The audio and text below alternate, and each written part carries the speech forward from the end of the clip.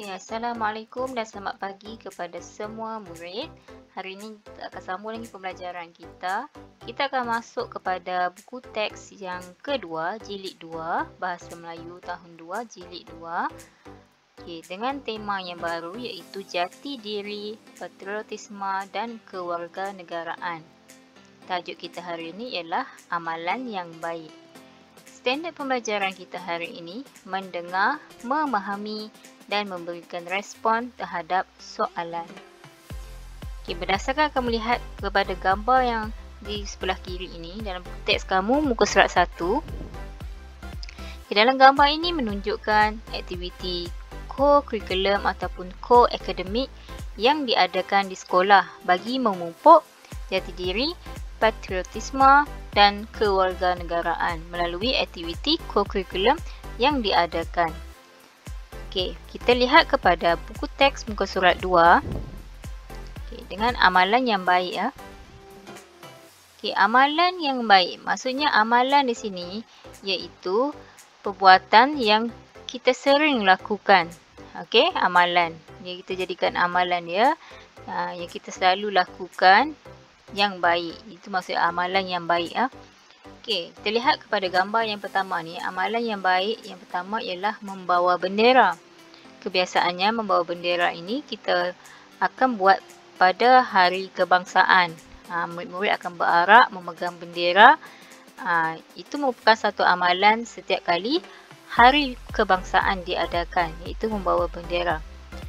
Gambar yang kedua, amalan yang baik yang selalu kita lakukan ialah menghormati bapa. Macam mana cara kita menghormati bapa? Dengan menundukkan sedikit badan apabila lalu di hadapannya. Okey, apabila lalu di hadapan bapa, kita akan tundukkan sikit badan kita untuk memberi penghormatan kepada bapa kita. Okey? Jangan kamu lalu sahaja dengan berlari-lari. Jangan macam tu. Apabila kamu lalu di hadapan orang tua ataupun di hadapan yang lagi tua daripada kamu, ibu bapa kamu, datuk kamu ke, kita akan tundukkan sikit badan kita di hadapan mereka lah. Supaya nampak kita menghormati mereka. Okey? Gambar yang seterusnya pula ialah saling bermaafan. Saling bermaafan ini merupakan amalan yang baik yang perlu kita pupuk di dalam diri kita, yang perlu ada dalam diri kita. Bermaafan ni tidak semestinya waktu hari raya, tetapi untuk amalan kita, kita biasa buat bermaafan pada hari raya, betul kan? Betul. Tapi kalau kamu minta maaf pada hari-hari yang lain pun tidak menjadi kesalahan. Itu lagi baguslah.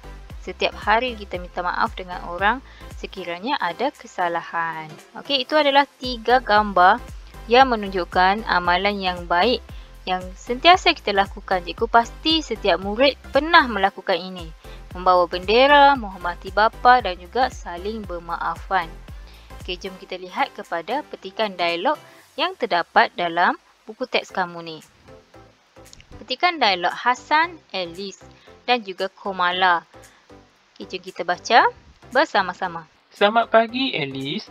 Bagaimanakah peserta sukan sekolah kita menunjukkan sikap bangga akan negara? Selamat pagi. Peserta sukan sekolah kita menunjukkan sikap bangga akan negara dengan yang ini tempat kosong, kita akan sambung dia berdasarkan gambar yang dia bagi tadi. Ada 3 gambar.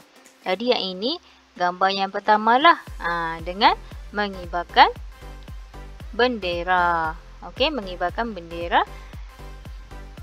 kebangsaan kita ataupun bendera dengan mengibarkan jalur gemilang. Itu merupakan amalan yang baik kita yang pertama. Okey, kemudian disambung lagi. Bagaimanakah cara kita menghormati bapa? Cara kita menghormati bapa ialah dengan menundukkan sedikit badan apabila lalu di hadapannya. Okey. Jadi apabila kita nak menjawab soalan, berdasarkan ini dia ada soalan. Bila kita nak jawab soalan, kita jangan salin balik bagaimanakah, tetapi kita ambil daripada selepas itu. Okey, selepas bagaimanakah ni dia ada cara ni, kita ambil daripada sini.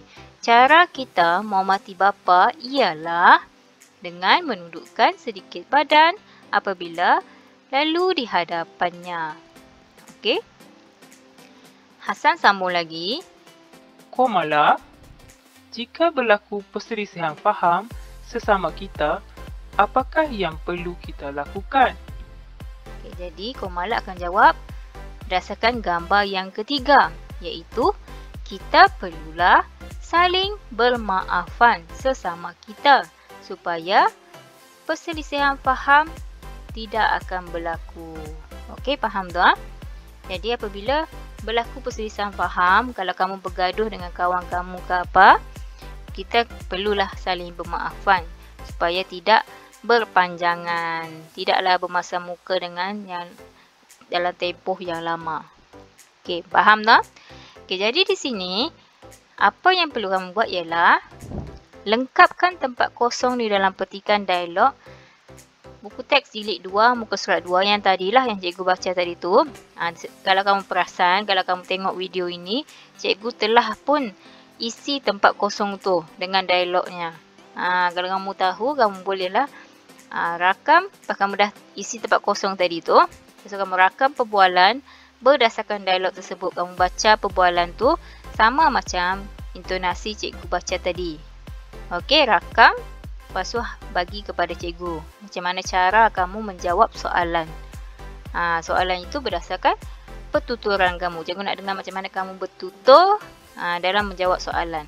Lepas kamu dah siap rakam perbualan, barulah kamu buat latihan di dalam buku aktiviti jilid 2 muka surat 1.